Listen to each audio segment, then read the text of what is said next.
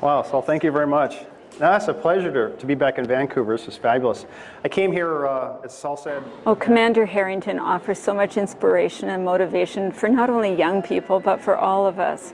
He's had the opportunity to do something in his lifetime based on his dreams, based on his decisions, and he's faced many challenges. What better story could there be in a year of starting off a year of science and discovery? I dreamed about being an astronaut when I was a kid. 8 years old, used to sit in a cardboard box and dream I was going to the moon. And there were times I had difficulties in college. Early on, wasn't motivated. Ended up dropping out of school, get kicked out of school for low grades. But I had a job that took me, that gave me the practical application of mathematics. And I was a rock climber, and I saw mathematics in practice, and the guy I worked for encouraged me to go back to school, so yeah. So I re-entered the school, the same one that kicked me out, with the idea, now I'm going to study engineering, I'm going to study math, because I understand the practicality of what that is. And it made sense, the book made much more sense, and it was much more fun to study.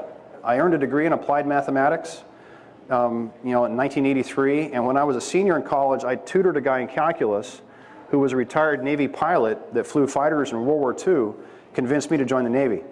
Spent 22 years in the Navy flying airplanes. I was also a test pilot. I got to fly planes. I got to put my math experience, my technical background to flying airplanes. When I was a test pilot, I realized that a lot of the graduates that I had admired as a kid back in the 1960s had been Navy test pilots too.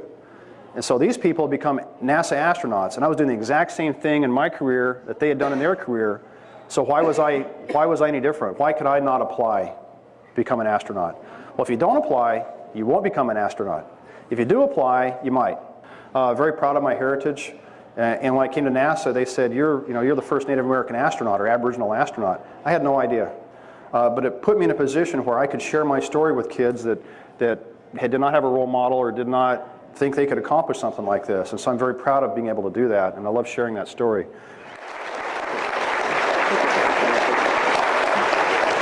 You never know where life's going to lead. Every decision you make is going to have good decisions and bad decisions. But trust in yourself, trust in the people that believe in you, and listen to people that give you advice. And you never know where you're going to end up. I was very fortunate. Yeah. Vancouver Community College has a very distinct role of reaching out to our community. We're proud of that role and we want to enhance it. And one of the ways we can do that is open our arms to the high school students in the surrounding schools. They will be our future students, and we hope that this opportunity provides them some insight into a community college and also opens their eyes to potential careers that they might be exposed to in science as well.